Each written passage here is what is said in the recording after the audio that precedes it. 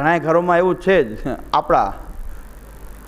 આપણા બાવા ને આપણા સેવક, તો એ ઘરવાળાની એટલી બધી એવું થઈ ગઈ ને વૈષ્ણવતા જ ભૂલાઈ ગઈ, વૈષ્ણવ સંબંધ ભૂલી ગયા અને આવું બધું ચાલુ થઈ ગયું.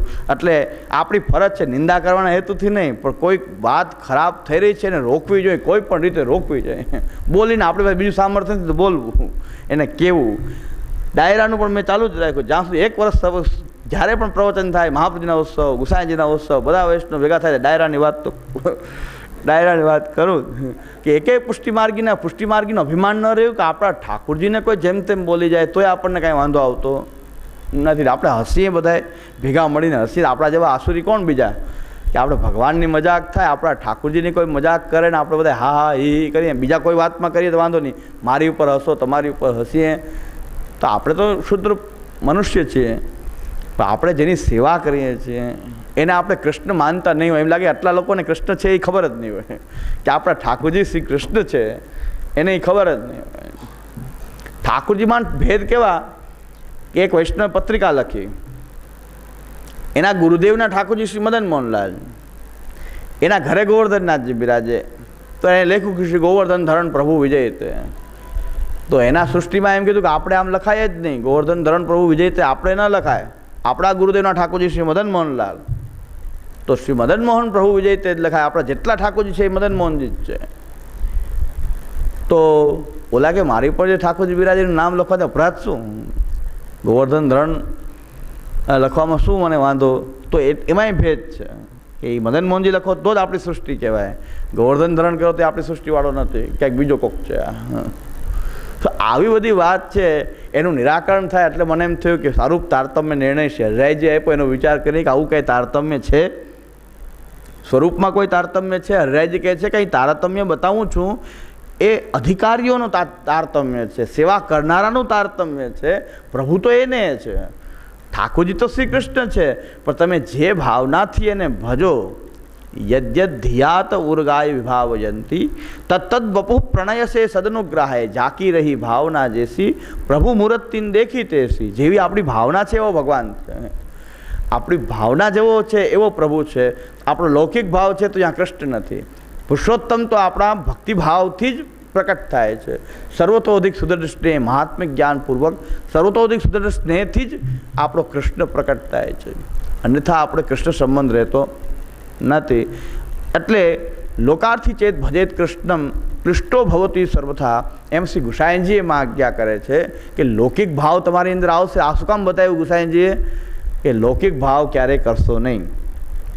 સેવામાં લૌકિક ભાવ આપણને ખબર ન હોય થઈ જાય કે આપણે દેવ દેવતા પાસે ક્યાં માંગીએ છીએ, આપણે પ્રભુ પાસે માંગીએ છીએ ને કંઈક લૌકિક વસ્તુ માંગવા માંડીએ કે ભાઈ આપણે ક્યાં.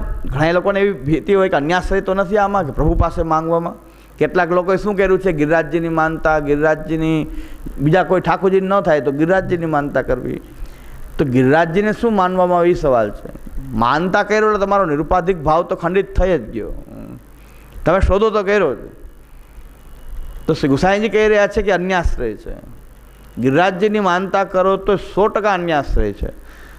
આપણે તો બધે ગિરિરાજજી પ્રકટ કરી દીધા. જ્યાં આપણા હવેલી મંદિર કે બેઠકજી ક્યાં હોય ત્યાં ગિરિરાજજી કરીને દૂધની ધારા અને કુંવારા અને દૂધ ચડાવવું બધું ચાલુ. તો ગિરિરાજજી શું કામ પ્રખ્યાત છે કે ભાઈ માનતા કરી શકાય, ગિરિરાજજીની માનતા કરી શકાય. એક વાર્તા પ્રસંગની અંદર શ્રી ગુસાઈજીએ એક વ્રજવાસીની સ્ત્રીને ગિરિરાજજીની માનતા કરવાની શ્રી ગુસાઈજીએ છૂટ આપી. એ અપવાદ છે. સિદ્ધાંતના રૂપમાં ગુસાઈજી પોતે કહી રહ્યા છે કે સોપાધિક ભાવ અન્યાશ્રય છે. તો વાર્તાની વાત સાચી કે ગુસાઈજીના ગ્રંથની પોતે લખેલી વાત સાચી? તો શ્રી ગુસાઈજીએ જે એમને કંઈક કીધું એમનો કોઈ ભાવ કોઈ રીતે ખંડિત થતો હશે તો ટકી રહે. ગુસાઈજીમાં આપણે પુરુષોત્તમત્વ માનીએ છીએ, કર્તુમ અકર્તુમ અન્યથા કર્તુમ સામર્થ્ય માનીએ છીએ. તો ગુસાઈજીએ એને કોઈ પણ રીતે ભક્તિ માર્ગમાં લેવા માટે એક અપવાદના રૂપમાં છૂટ આપી છે. એવી ગુસાઈજીએ બહુ સ્પષ્ટ એક બીજી વાર્તામાં પણ કહ્યું કે એક ડોકરી હતી, એને શ્રી કૃષ્ણ શરણમમાં બોલતા નહોતું આવડતું. તો ગુસાઈજી આપણે ત્યાં નામ પમાવામાં શ્રી કૃષ્ણ શરણમમાં બોલાવવામાં આવે છે. દીક્ષા કેમ અપાય? કાનમાં આપણે કોને કહીએ છીએ? સાવ નાનું બાળક જે બોલી ન શકતું હોય એને જ્યારે નામ દીક્ષા આપવામાં આવે ત્યારે કાનમાં કહેવામાં આવે. બાકી જે બોલી શકતું હોય એની પાસે બોલાવવામાં આવે, એને કાનમાં કહેવાની જરૂર નથી. એટલે ઘણાને હજી એ ખ્યાલ ન હોવાથી ગમે એવો મોટો હોય નામ દીક્ષા લેવા હોય કાનમાં જ શ્રી કૃષ્ણ સરનામું. કાનમાં તો જે બોલી ન શકતો હોય એને માટે કાનમાં કહેવાનું છે. જે બોલી શકતો હોય એને આપણે બોલાવવાનું છે કે હું બોલું એમ તમે બોલો શ્રી કૃષ્ણ સરનામામાં, શ્રી કૃષ્ણ સરનામામાં, શ્રી કૃષ્ણ સરનામામાં. તો વાર્તામાં સ્પષ્ટ છે ને, ગુસાઈજી બોલાવતા હતા તો જ ડોકરીને કીધું ને બોલો. તો એનાથી શ્રી કૃષ્ણ સરનામામાં બોલાતું નહોતું. ગુસાઈજી કે આને કેમ નામ સંભળાવું? કાનમાં કીધું હોત તો ગુસાઈજી કાનમાં કહેતા હોત તો કાનમાં નાના બાળકને કહેવામાં આવે છે. મોટાઓ જે છે બોલી શકતા હોય એને તો બોલાવવામાં આવે છે. જેમ બ્રહ્મ સંબંધમાં ગદ્ય મંત્ર બોલાવવામાં આવે એમ નામ દીક્ષા વખતે પણ નામ મંત્ર જે છે આપણો શ્રી કૃષ્ણ સરનામામાં એ બોલાવવામાં આવે છે. એ ડોકરીને બિચારાથી બોલાતું જ નહોતું. શ્રી કૃષ્ણ સરનામામાં આને કેમ નામ સંભળાવવું? એને શ્રી કૃષ્ણ સરનામામાં ગુસાઈજીને પરમ કૃપાલુ કહેવાનું કારણ એ છે કે શ્રી કૃષ્ણ સરનામામાં ન બોલી શકે ને એટલા બધા મુગ્ધનો પણ શ્રી ગુસાઈજીએ ઉદ્ધાર કર્યો. કેવી રીતે ઉદ્ધાર કર્યો? એટલે કહું હું વિદ્વાન ન હોઉં તો મને આ શ્રી કૃષ્ણ સરનામું કરવાનો અધિકાર હોવો જ જોઈએ ને. વિદ્વાનોનો બધો અધિકાર, ચાલો વિદ્વાનોનો બધો અધિકાર, પણ અમારા જેવા કોઈ વિદ્વાન ન હોય તો એને શ્રી કૃષ્ણ સરનામામાં કહેવાનો, મહાપ્રભુજીના ગુણગાન ગાવાનો, આપણા ઠાકોરજીના ગુણગાન ગાવાનો અધિકાર છે ને. તો એ ન્યાયથી આપણે ક્યાં વિદ્વત સ્વભાવો કે કરી રહ્યા છીએ? એટલે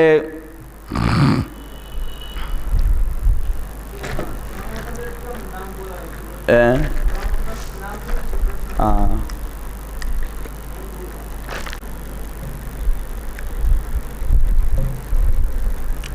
ત્રણ વખત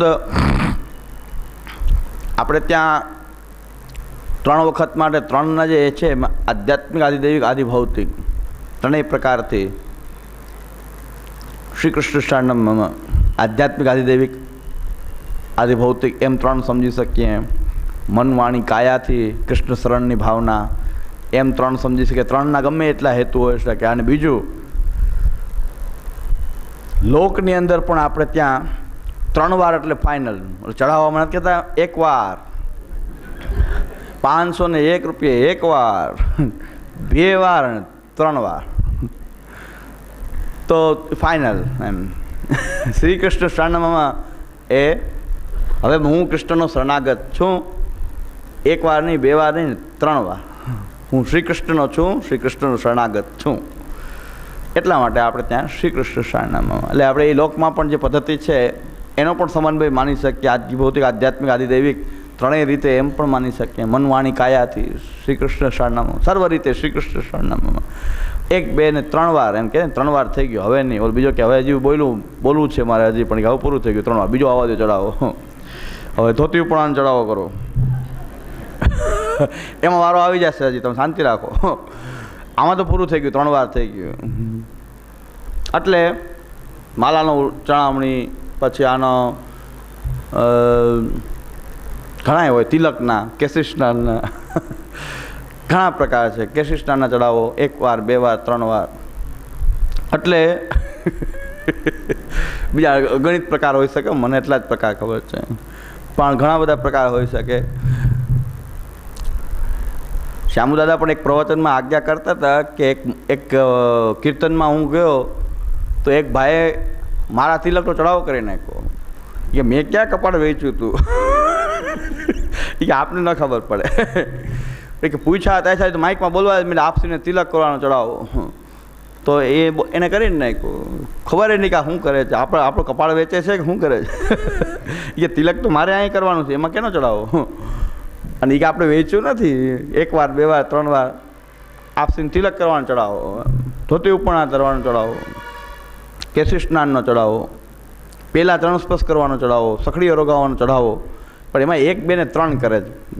એટલે 3 વારનું કંઈક આવું આપણે ત્યાં ફૂલ એન્ડ ફાઇનલ એમ સંપૂર્ણ રીતે હવે હું શ્રી કૃષ્ણનો શરણાગત છું, કોઈ સંશય વગર શ્રી કૃષ્ણનો શરણાગત છું, એવી ભાવના છે. શ્રી કૃષ્ણ શરણમ, શ્રી કૃષ્ણ શરણમ 3 વાર કહે છે.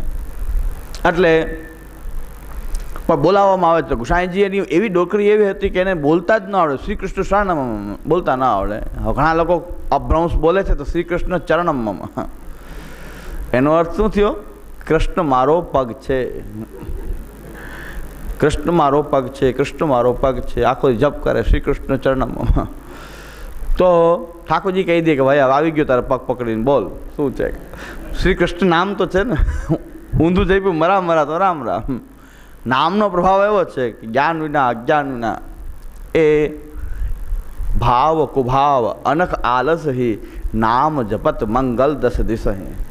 તુલસીદાસ જેમ કહે છે, ભાવ કુભાવ અનખ આલસ હિ, આળસમાં ઈર્ષાથી કે ભાવથી કે કુભાવથી પણ ભગવાનનું નામ લે તો નામ જપત મંગલ 10 દિશ.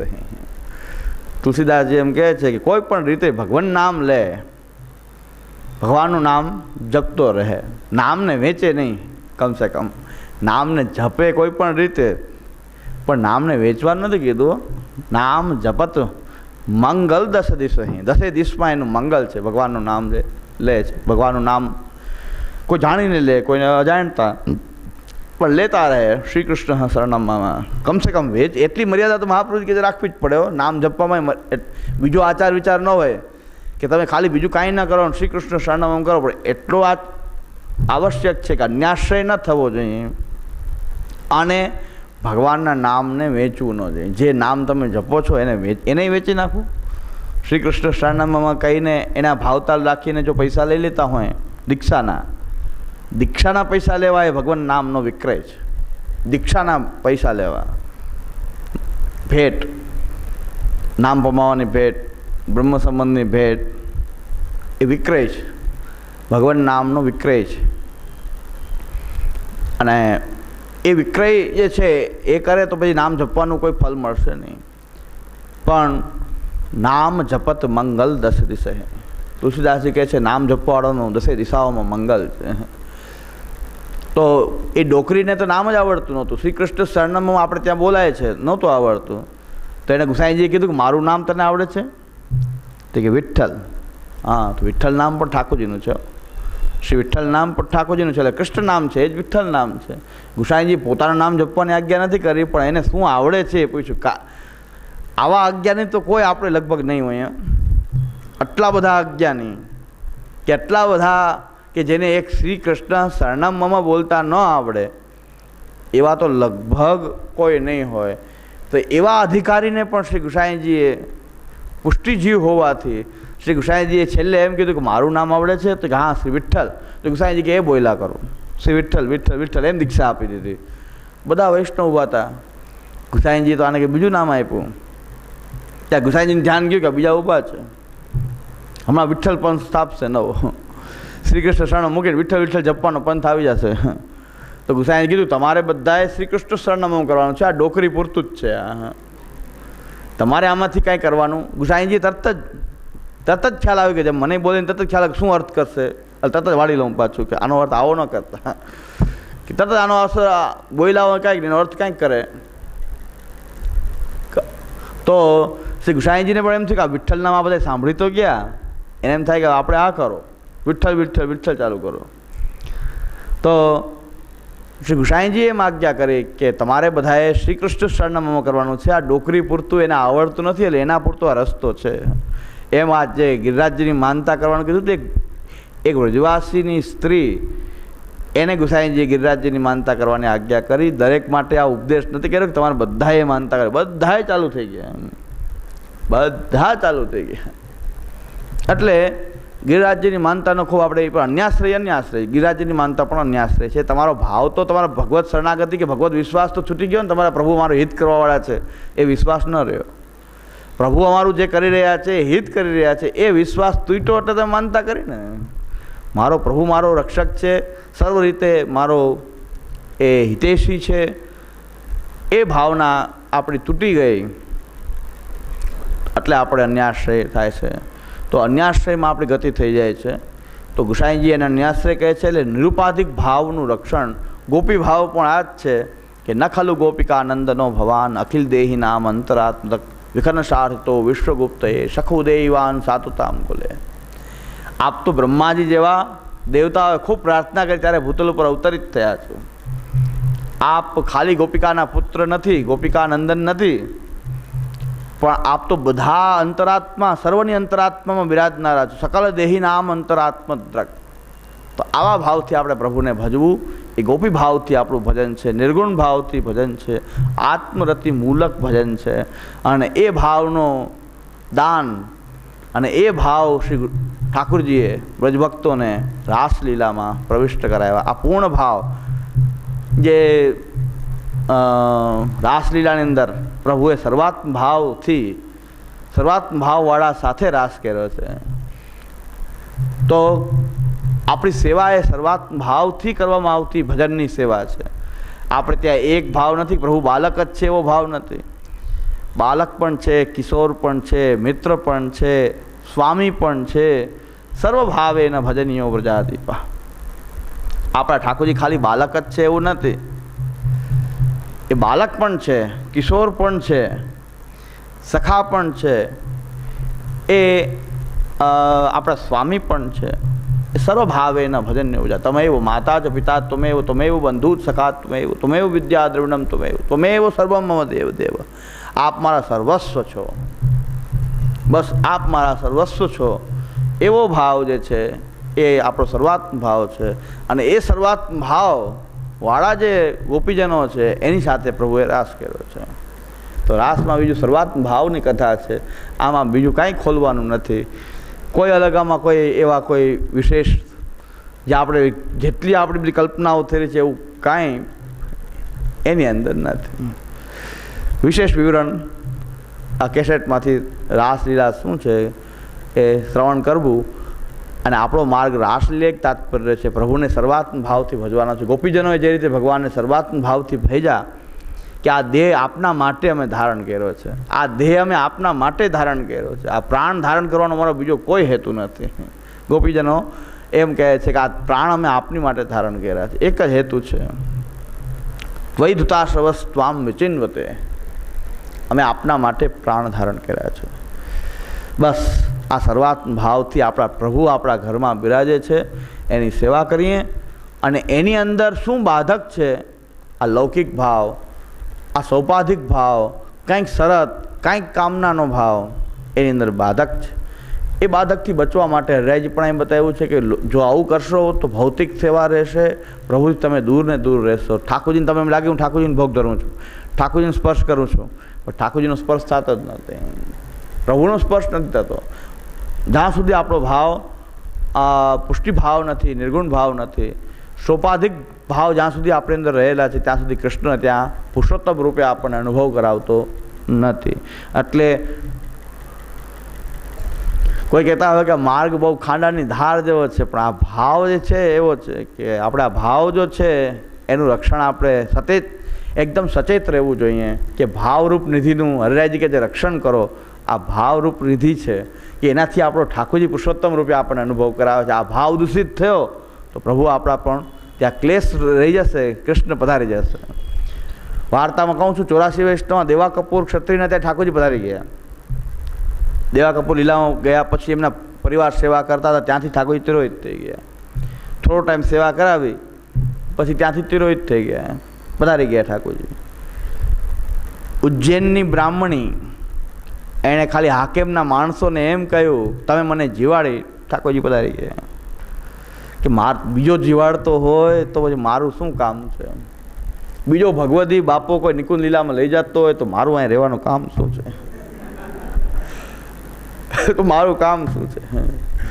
હું ઘરમાં બિરાજ છું અને બીજે સમર્પિત થતો હોય તો મારે અહીં રહેવાનું કામ શું છે?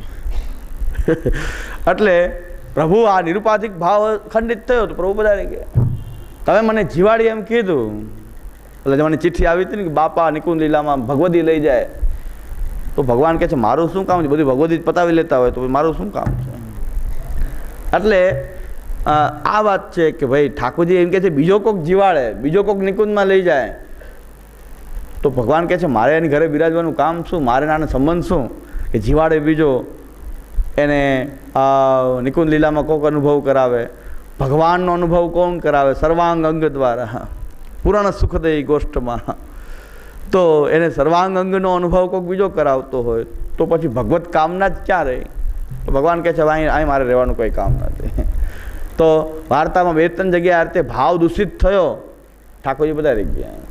પણ એમના ઉપર એટલી કૃપા હતી કે ઠાકોરજી પધારી ગયા, એ એમણે જણાવ્યું, ભલે ડાયરેક્ટ ન જણાવ્યું પણ કૃષ્ણ ભટ્ટને જણાવ્યું કે આ બ્રાહ્મણની ત્યાંથી હું જાઉં છું, આ બ્રાહ્મણની ત્યાંથી હવે હું જાઉં છું. કારણ કે બીજા જીવાળાવાળા, બીજા હાકેમના માણસો આવ્યા, એ જીવાળાવાળા થયા. મેં તો ઘણા વૈષ્ણવને ત્યાં પણ જોયું છે, કોઈક પૈસાવાળા માણસો આવી જાય, એની પાતર ને આગતા ને સ્વાગતા એવી કરવા માંડે. ઓલા બધા બિચારા બેઠા હોય, સવારથી આમંત્રણ આપ્યું હોય, અને ઓલો વચ્ચેથી કોઈક એન્ટ્રી કરી જાય તો એની પાતર અલગ સજાઈ જાય ને એને આગતા સ્વાગતા અલગ થઈ જાય. ઓલા આમંત્રણ આપ્યા તમે પહેલેથી વૈષ્ણવ સંબંધથી, એ થોડીક વાર તમે બધા બેસો, આ ભાઈ આવી ગયા છે તો એનું સ્વાગત આપણે ખૂબ કરવું પડે. તો શું થઈ ગયું? એની અંદર હાકેમ જેવું જ થઈ ગયું કે જીવાવાળો કોઈક આવી ગયો, જીવાવાળો આવી ગયો તો વૈષ્ણવ ગૌણ થઈ ગયા, અને કોઈક આવ્યો, કોઈક હસ્તી કોઈ આવી ગઈ તો બધા એની આગતા સ્વાગતામાં લાગી ગયા. તો એનો ભાવ વૈષ્ણવ સંબંધથી બધાને વૈષ્ણવની મુખ્યતા હોવી જોઈએ, એની બદલે કોકની મુખ્યતા થઈ ગઈ. એટલે ભાઈ મેં આ કીધું કે ન કીધું, પણ ભાગવતજીનું વચન 2ય સ્કંદમાં ભાગવતજીની અંદર આવે છે કે તમારે શું છે? તો ભગવાને આ પૃથ્વી ઉપર આ પૃથ્વી જેવી પથારી આપી છે. તમારે આ શું છે? તો ભગવાને પૃથ્વી જેવી પથારી આપી છે, પથારીની ચિંતા શું કામ કરવી? આ તમારો હાથ ને બાહુ છે, એ તમારું ઓશિકાનું કામ કરી શકે છે, તો પછી ઓશિકાની ચિંતા શું કામ કરવી? એટલે આ શ્લોકમાં અહીં કહ્યો કે ના કહ્યો કે હા કામરેજ કીધું. હા પાછું કહી દઉં, આ ધનિક લોકોની કેમ પ્રશંસા કરવામાં આવે છે? ભાગવત એમ પ્રશ્ન ઉઠાવે છે, કારણ કે આપણો માર્ગ તો ભાગવત માર્ગ છે ને, ભાગવત માર્ગ છે ને. આપણે પાઠ કરતા હોય ભાગવતનો ને એવા શ્લોકો આવી જાય તો એમ થાય કે ખરેખર આનો આનંદ લીધા જ રહીએ. કે ભાગવત આપણો માર્ગ છે, કે શ્રી ભાગવત માર્ગેણ સકથંચિત તરિષ્યતિ. ભાગવતના માર્ગથી કોક તરી જશે આ સમયમાં, કલિકાલ ભલે ગમે એવો હોય, પણ ભાગવત માર્ગથી કોક તરી જશે. કોક જ તરશે, બાકી બધા ડૂબી જશે, બધા ક્યાંક ને ક્યાંક આંટીમાં આવી જશે. પણ જે તરવાળો હશે એ ભાગવતનો માર્ગથી ભગવાનની સેવા કરતો હશે, ભાગવતનું અધ્યયન કરતો હશે અને ઠાકોરજીની સેવા કરતો હશે, એવો કોક બચી જશે. આ ઘંટી દયારામભાઈ કહે છે ઘંટી ચાલુ થઈ છે, દડાઈ રહ્યું છે. 2 પળની વચ્ચે જે આવ્યા એ દડાઈ ગયા, પણ ખિલ્લા પાસે 2-4 કણિકા એમને એમ પડી હોય. એટલે બહુ હજારોની અપેક્ષા નથી આપણને, કોઈ 2-5 ખિલ્લાને વળગેલા કોઈ 2-5 હોય એ બચી જશે. બાકી ઘંટી એવી ચાલુ થઈ છે, હવે દિન પછી પહેલાં તો હાથથી ચાલતી, હવે ચક્કી તો ઇલેક્ટ્રિકથી ચાલે. હવે ઇલેક્ટ્રિકથી ચાલે, એમાં કોઈ આમાં બધા પ્રલોભનથી બચી પોતાના ઠાકુરજી અને ભાગવત અને મહાપ્રભુજીના ગ્રંથનો સ્વાધ્યાય કરતા રહેશે, એ બચે. બાકી તો ઘંટી ચાલુ થઈ છે, અને 2 પળની વચ્ચે જેટલા આવે બધાય પીછાઈ જવાના, દડાઈ જવાના. પણ જે ખિલ્લાની પાસે રહી જાય, 2-4 દાણા એવા ને એવા હોય, આખી ઘંટી ચાલી ગઈ, હવા ત્યાં દેડું તો આને કાંઈ નથી, ખિલ્લાને વળગેલા છે. એમ ભગવત ચરણારવિંદને જ વળગેલા છે, એ કોઈ પ્રલોભનની અંદર આવી શકતા નથી. આપણો પૂર્ણ વિશ્વાસ છે જે ભગવત ચરણારવિંદનો જેને આશ્રય છે એને કોઈ કાલ પ્રવાહ, કોઈ દુસંગ, પણ જે વળગીને રહે, ખિલ્લાને વળગીને રહે, તો કોઈ દુસંગ પણ આ સમયમાં કાલોયમ, આપણા ગુસાઈજી આજ્ઞા કરે છે, કાલોયમ કઠિનોપી શ્રી કૃષ્ણ ભક્તાન ન બાધતે. કાલ બહુ ખરાબ છે, પણ કૃષ્ણ ભક્તોને બાધક કરતો નથી. શું કામ બાધક કરતો નથી? કે કાલનો પણ ઈશ્વર તો કૃષ્ણ છે, કાલ તો એનો દાસ છે, વિભૂતિ છે. તો એ પણ કૃષ્ણનો સેવક, અને કૃષ્ણની સેવા કરનારા પણ કૃષ્ણના સેવક. તો બે વચ્ચે સંબંધ કેવો છે? ભગવદીયનો સંબંધ છે. વૈષ્ણવનો સંબંધ જેમ હોય ને, બે ભગવાનના સેવક છે, એટલે એકબીજાને કોઈ બાધક કરતા, ભગવદીઓને કાલ બાધક કરતા નથી. વાર્તામાં તો બધું પ્રમાણ છે. વાર્તામાં તો દરેક વસ્તુ સિદ્ધાંત જુઓ ને પછી વાર્તા જુઓ, પ્રેક્ટિકલ ઉદાહરણ, તો ખબર પડે ડોશીએ 8 વખત કાલને પાછો ગુસાઈજીની સેવકની ડોકરીએ એ 7 વખત કાલને પાછો ઠેડ્યો, 8મી વખતે ગયા. આજે મારે ઉત્સવ છે, કાલ આવીને ઊભો રહે કે આવવું છે. એ યમહુ રહત તાહી હાથ જોરે, યમરાજા પણ હાથ જોડીને ઊભો રહે છે. એની પર એનું કામ ચાલતું નથી, પણ હાથ જોડીને ઊભો રહે છે કે હવે આવો. ભગવાનના એટલે કાલ કે યમરાજા કે કોઈ પણ ભક્તોને બાધક કરતા નથી, પણ ભક્ત હોય તો. એક વાત પાછી આવે છે, ભક્ત હોય ને ભક્તિ હોય તો. ભક્તિ ને ભક્ત ન હોય તો કાલ પ્રવાહમાં તણાઈ જ ગયો છે. તો ભાગવત એમ કહે છે કે બહુ સુંદર શ્લોક છે, એટલે તમારે પાછો એક પ્રસાદના રૂપમાં જેને પ્રસાદ આપવો જોઈએ ને, કાંઈક બધા કોઈક આવે તો એમને એમ જવા દેવા. તો ભાગવતનો પ્રસાદ છે. હા, તો ભાગવતજી એમ કહે છે કે તમારે સૂવું છે તો પૃથ્વી જેવી પથારી છે, ભગવાને પહેલેથી આપી દીધી છે, સૂવો આનંદથી. તમારે 2 હાથ આપ્યા છે ભગવાને, તો પછી ઓશિકાનું શું કામ છે? હાથ છે લગાવો, ઓશિકાની અપેક્ષા શું કામ રાખવી કે ઓશિકો મળી જાય ક્યાંકથી? તો હાથ ભગવાને આપ્યા છે તો ઓશિકાની શું જરૂર છે? તરસ લાગે છે તો નદીઓ ક્યાં સુકાઈ ગઈ છે? તરસ લાગે છે તો નદીઓ ક્યાં સુકાઈ ગઈ છે? પાત્રો જોઈએ, ખાવા પીવા માટે પાત્ર જોઈએ, તો આ ખોબા ક્યાં નથી? આ ભગવાને અંજલિ રૂપી પાત્ર આપ્યું છે, તો પછી પાત્રની શું ચિંતા કરો છો કે ભાઈ પાત્ર હોય જરૂર પડે? ખોબા રૂપી એટલે બધાએ આમ શું કહેવા માંગે છે ભાગવતી? કહું બધા એમ કે બધા પાત્ર છોડી દેવાના, ઓશિકાય છોડી દેવાના, પથારી કાઢી નાખવી. તો એમ ભાગવત નથી કહેતું. ભાગવત શું કહેવા માંગે એ છેલ્લે આવશે. એ છેલ્લે આવે છે કે શું કહેવા માંગે છે ભાગવત, કે સૂવા માટે પથારી તો પૃથ્વી છે, ઓશિકા માટે ભગવાને 2 હાથ આપ્યા છે. પાણી પીવાની ઈચ્છા થાય, નદીઓ ક્યાં સુકાઈ ગઈ છે? બીજું કોઈ પ્રકારથી તમારી પાસે અન્ન વગેરે કાંઈ ન હોય તો આ વૃક્ષો જે ઊભા છે એને ત્યાં પસાર થતા માટે ભિક્ષા આપવાનું ક્યાં બંધ કરી દીધું છે? વૃક્ષો ફળ આપી દે છે એમને, એને ભિક્ષા આપવાનું ક્યાં બંધ કર્યું છે? તમારી પાસે કંઈ પાત્ર નથી તો ભગવાને અંજલિ રૂપી પાત્ર તો આપ્યું જ છે. પછી પાત્રની શું ચિંતા કરો છો કે પાત્ર નથી, પાત્ર નથી? આ અંજલિ રાખો એટલે પાત્ર. તો અને મકાન, ઘર, આશ્રય માટે કોઈ ઘરની જરૂર પડતા ગુફાઓ ક્યાં નથી? પહાડોમાં ગુફાઓ ક્યાં નથી? હવે આપણે પેલા ગુફાઓ જવા ઘર ને બધા ફ્લેટ ને બધું ગુફા જેવા જ હોય છે, ક્યાંયથી સૂર્યપ્રકાશ ના આવે ને ક્યાંયથી કાંઈ ન થાય, ગુફામાં જ પડ્યા હોય આપણે. એટલે ગુફાઓ ક્યાં નથી? આ પહાડોની અંદર ગુફાઓ ક્યાં નથી કે જેથી કરીને હવે કોઈને આ જરૂર પડે?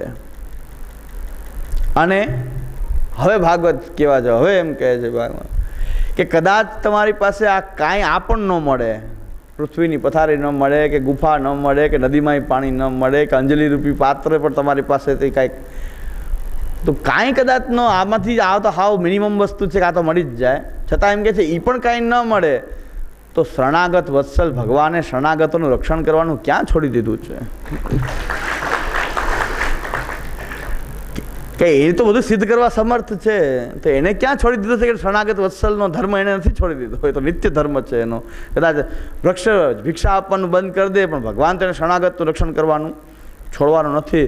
તો પણ વિદ્વાન માણસો ધનના મદમાં ચૂર થયેલા, મદ અંધ થયેલા ધનવાનોની શા માટે ચાપલુસી કરતા હશે? એમ કહે છે ભાગવત. ભાગવત કહે છે, હું નથી કહેતો.